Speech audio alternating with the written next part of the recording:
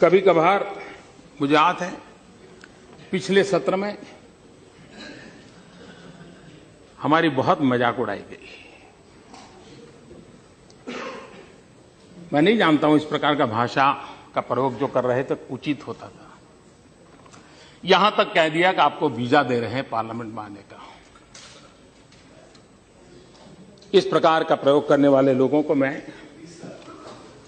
और तो कुछ कहता नहीं हूं, लेकिन मैं इतना कहता हूं, अंतर्राष्ट्रीय स्थानों पर कुछ काम निर्धारित होते हैं जिसको करने पड़ते हैं। उन मीटिंगों में पहले के प्रधानमंत्रियों को भी जाना पड़ता था, इस प्रधानमंत्री को जाना पड़ता है और भविष्य में जो आएगा उसको भी जाना पड़ेगा। लेकिन वही एक मजाक का विषय बन जाए कि हमारी राजनीति इतनी नीचे आ गई है कि हम कोई ऐसी बातों की चर्चा कर रहे हैं कि आपके पास मेरी आलोचना करने के लिए और कोई मुद्दे नहीं बचे। लेकिन मैं कहना चाहता हूं, अगर आपको देश की इतनी चिंता थी तो आप इस देश का प्रधानमंत्री विदेश गया तो कितना समय कहां बिताया, कभी उसकी भी तो जांच कर लेते, कभी उसकी भी तो इंक्वायरी कर लेते। मैं आज कहना चाहता हूं जी, मैं जापान गया तो जापान मेरे कार्यक्रम में मैंने एक कार्यक्रम क्या जोड़ा, मैं वहां एक नोबेल लॉरिएट साइंटिस्ट याकामाहा को मिलने गया। क्यों? फोटो निकलवाने के लिए। मैं इसलिए किया गया कि उन्होंने स्टेम सेल के अंदर जो रिसर्च की है, मैंने जितना पढ़ा था तो मेरे मन में आया था शायद इनकी एक खोज हमारे काम आ सकती है क्या। क्योंकि मैं जानता हूं मेरे देश के आदिवासी, उन आदिवासियों को परंपरागत रूप से सिकल सेल की भयंकर बीमारी से जूझना पड़ रहा है, और सिकल सेल की बीमारी कैंसर से भी भयंकर होती है। जिन्होंने सिकल सेल की बीमारी वालों के विषय में पूछा है तो पता चलेगा ये कितनी पीड़ादायक होती है और पीढ़ी दर पीढ़ी चलती है। अभी तक उसकी कोई दवाई नहीं मिली है। एक आशा लगी है कि स्टेम सेल के द्वारा सिकल सेल की बीमारी से मुक्ति हो जाए।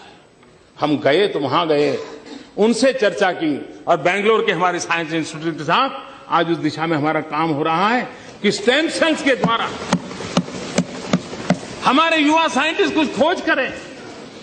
मेरे आदिवासी भाइयों को पीढ़ी दर पीढ़ी जो परेशानियों से जिंदगी गुजारनी पड़ती है उससे वो बाहर आ रहे। हम ऑस्ट्रेलिया गए, G20 समिट में गए। हम कहां गए?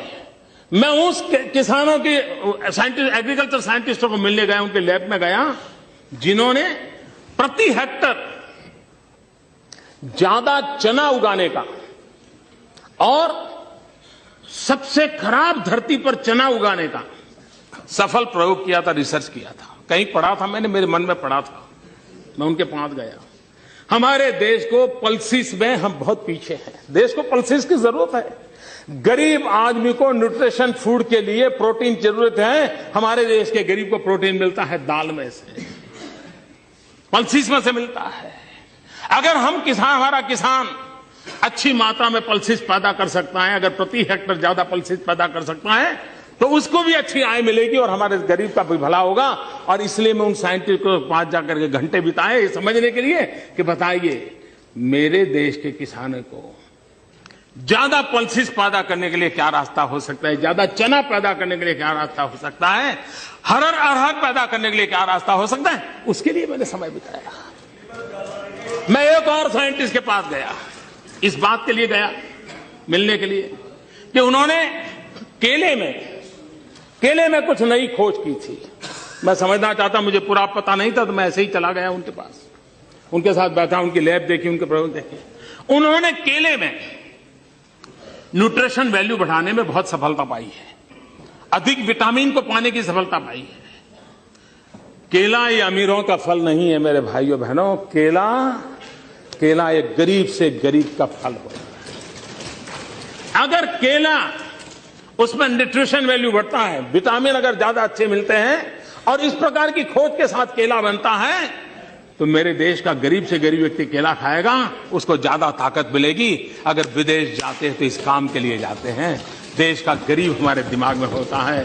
देश का आदिवासी हमारे दिमाग में होता है, देश का किसान हमारे दिमाग में होता है, और दुनिया में जो भी अच्छा है, जो मेरे देश के गरीबों के काम आए, उसको लाने की एक तड़प होती है। उस तड़प के लिए हम कोशिश करते हैं, और इसलिए समय का सदुपयोग करते हुए हम किस प्रकार से हमारे देश को आगे ले जाएं, उसके लिए सोचते हैं, उसी को लिए करते रहते हैं, उसी पर हम करने के लिए कोशिश प्रयास करते हैं।